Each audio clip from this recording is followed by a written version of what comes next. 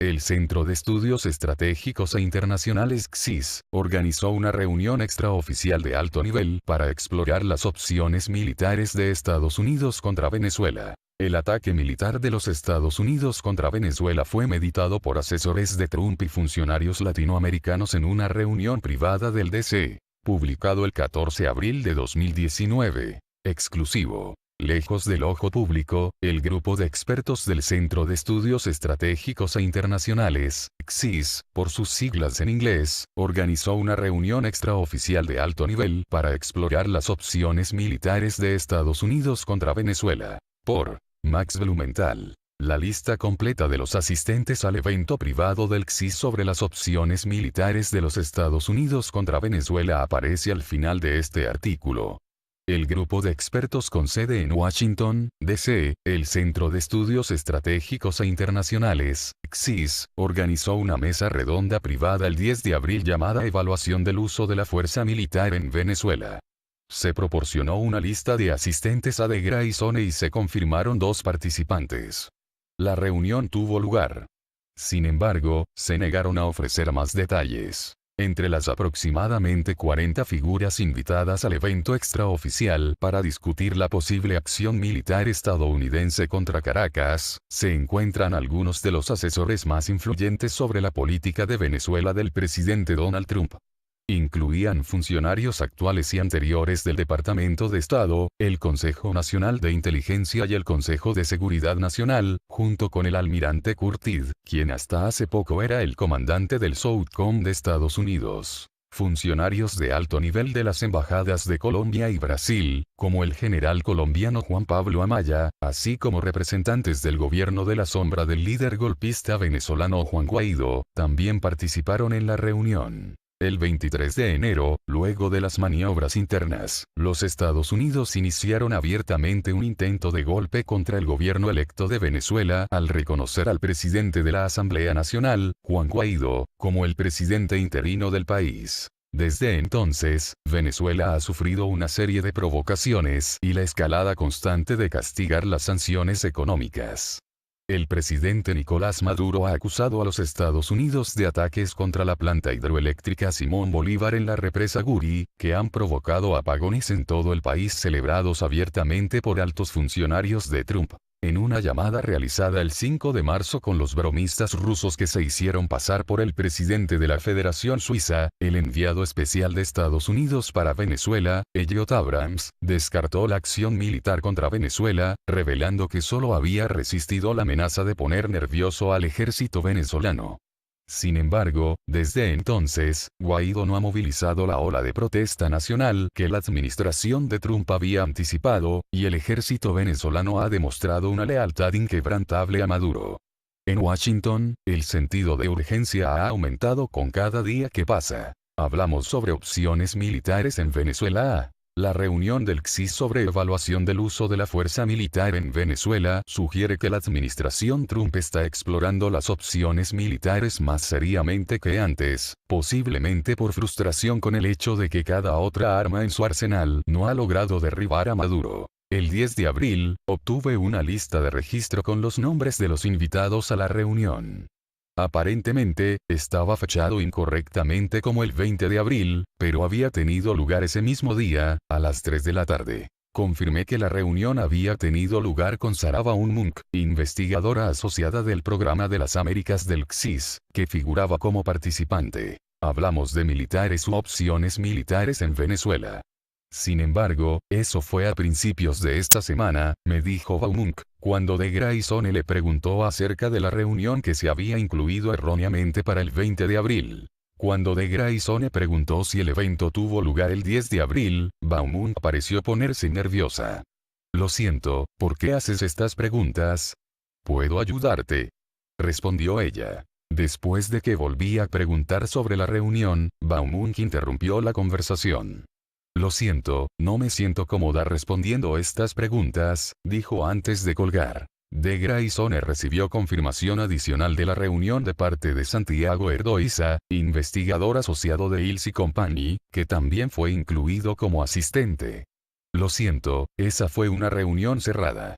Buenas noches, comentó Erdoisa cuando le preguntaron por los detalles del evento. ¿Quién es quién de la administración Trump en el golpe de Estado? La lista de verificación de CSIS, Centro de Estudios Estratégicos e Internacionales, no solo confirma que la administración de Trump y sus asesores externos están considerando opciones para un asalto militar en Venezuela. También describe el elenco de personajes involucrados en la elaboración de la operación de cambio de régimen contra el país. Pocas de estas cifras son bien conocidas por el público, pero muchas han desempeñado un papel influyente en los planes de Estados Unidos para desestabilizar a Venezuela. La lista completa de verificación se puede ver al final de este artículo.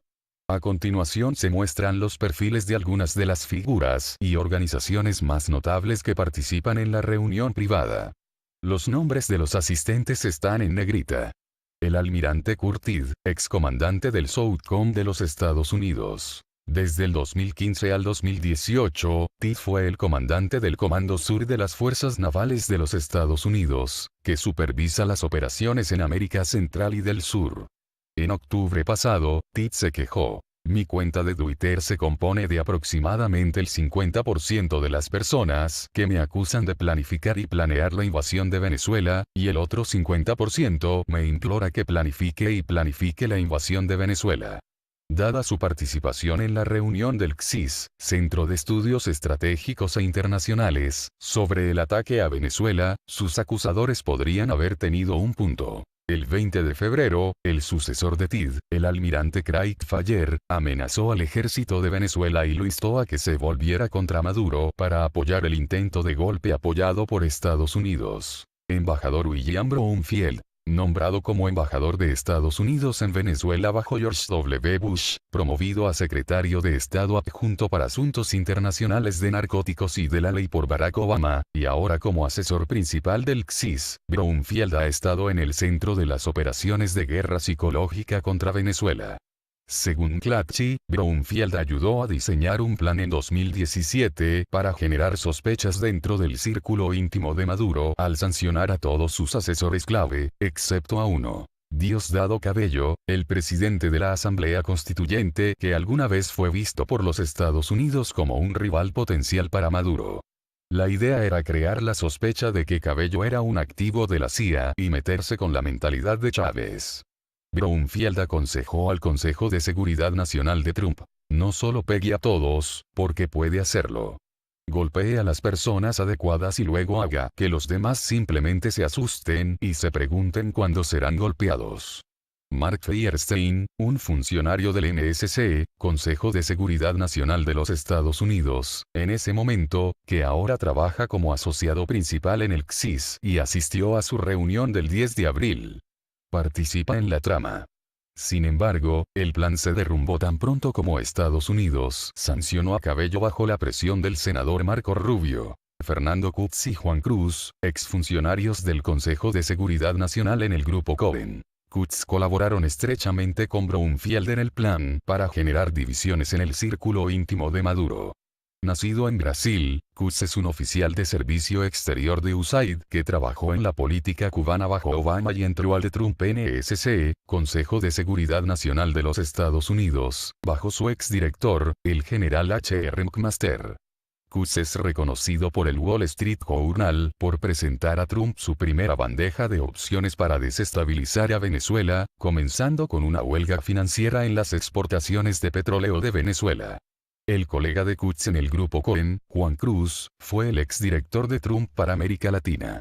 En marzo de 2018, Cruz se convirtió en el primer funcionario de Estados Unidos en llamar abiertamente para que los militares venezolanos desobedezcan a Maduro e implementen un golpe de Estado. Pedro Burelley, BB Asesores. Burelley, un ex ejecutivo de JP Morgan y ex director de la compañía petrolera nacional PDVSA, supuestamente ayudó a pagar la factura de $52,000 para una serie de reuniones en México en 2010, donde Guaidó y sus asociados planearon derribar al entonces presidente Hugo Chávez por el caos de la calle.